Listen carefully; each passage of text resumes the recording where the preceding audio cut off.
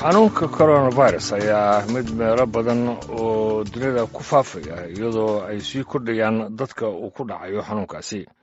cabdulaahi xaashi aadan waa soomaali ku nool dalkaasi norway kaasi oo ku dhacay xanuunkaasi, waxaana sidaa xanuunka ugu dhacay waxa uu dareemay iyo weliba xaaladiisu sida ay tahay haatan uu uga warramay Jaafar Kukay.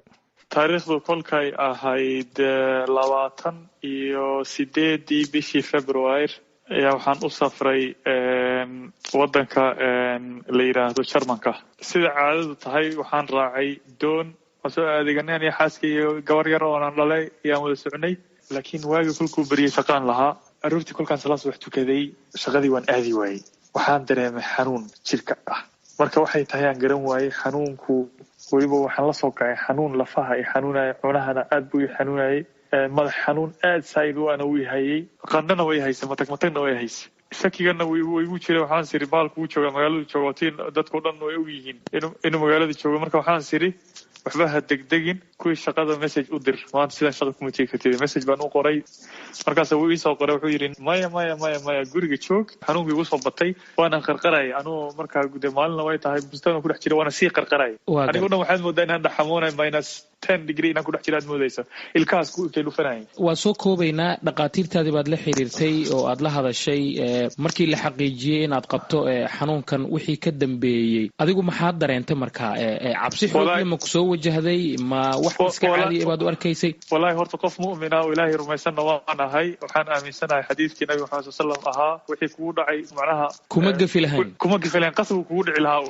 way maxaa isi soo taray marka intaa wixii ka dambeeyey? maxaa soo kordhay oo ku soo kordhay xaaladaada? wallahi xaaladdu waxa ku soo kordhay horta xanuun ana weligay intaan noolaa, nin kulli 40 kan hadda ku dhowdhowahay, weligay xanuun noocan ma arag. malaria way igu dhacday, afrikaan oo joogo, pneumonia xanuunada la yiraahdo way igu dhaceen. xanuuno fara badan waan arkay oo kala duwan, cagaarshowga kan la yiraahdo, laakiin xanuunkan oo kale ma arag, qandhadiisa lamida ma arag. sababta tahay aniga oo dhan waan gariiray, waana istaagi waayay, waana dhaxan baan dareemayay, waana adduunkii oo dhan baan nooc kale la noqday, dhadhankii iga xumaaday, xumad aad u fara badan, dhididna way socdaa, waana dhaxmoonaya.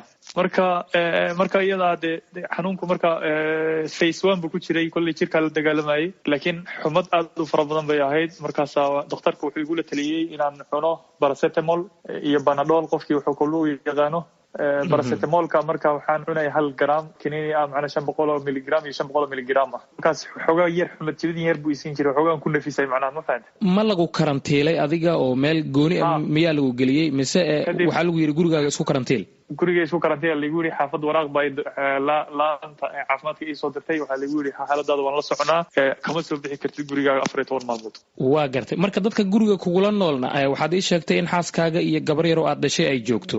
xaaskuna uu ku dhacay, kolley uu ku dhacay, laakiin gabadha yarta dhakhtarku waan weydiiyey, wuxuu yidhi ilmaha eber ilaa 9 waxba ma yeelay. ilaa 9 jir. marka iyada waxba kamadan dareemin ilaa ay hadda iyaroo duufduufa mooye way iska ciyaaraysaa, siday u ciyaaraysan bay u ciyaaraysaa. waxayba leedahay gurigan maxaad noogu xidheen oo waan bixi lahayn. soomaalida marka loo sheego xanuunkan amaba idaacadaha ka maqlaan, warbaahinta ka dhegaystaan ama ka daawadaan, waxaad moodaa cabsi xoog leh in ay qabaan. wadamada hadda annaga aan joogno kale dadka aad bay u baqayaan. maadaama adigu aad wixii tijaabisay oo xanuunkii uu kugu dhacay oo aad soo aragtay, maxaad u sheegi kartaa dadka ku dhagaysanaya? waxaanay maxay yihiin? horta xanuunku xanuunada kale uu la mid yahay kuwa malaariyada, iyo haddii loo fiiriyo xanuunada hadda kale aad ka sheekeynaysid, yaaba inta badan geeridu dadka badan ku dhintaan. inkasta geeridu ilaahay keena, laakiin sabab uga dhiga. xanuunkana dee xanuunadaas kolley kama duwano. cabsida iyo xoogaa mediaga ay dadku cabsida geliyeen, dadku ma garatay xanuunada hadda Afrika ku dhaca daacunka oo kale waa uu lamid yahay. ma garatay dadku Soomaalida meel kasta ay joogaan, waxaan kula talin lahaa in xanuunkan uu igu dhacay, haddana waan ka soo kabsaday, walillaahi alxamdu wal minna.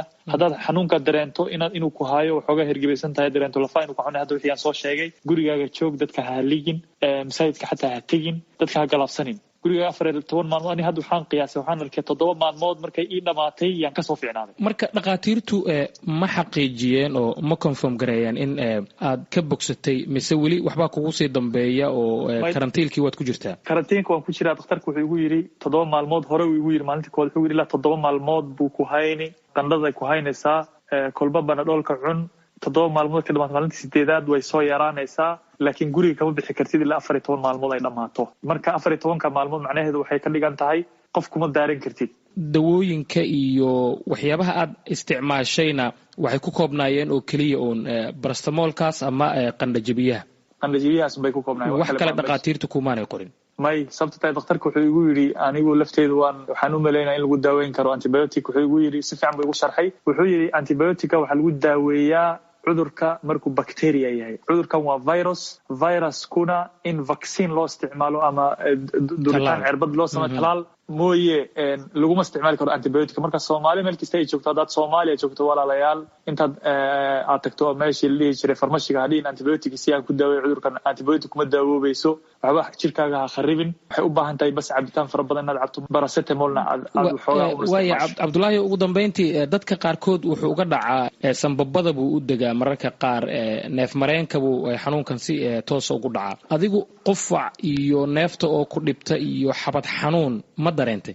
niyo maalintii koowaad waan dareemay in yar oo qufac ah iyo maxaan ku idhaahdaa sanbabada oo xoogaa aad moodo neefta inay igu dhegeyso, waan dareemay. kaasina wuxuu ahaa cabdulaahi xaashi aadan oo Soomaali ah ku nool dalkaasi Norway oo ku dhacay xanuunka coronavirus, waxaana uu warramay wariyaheena Jacfar Kukay. halkaad weli nagala socotaan waa Washington.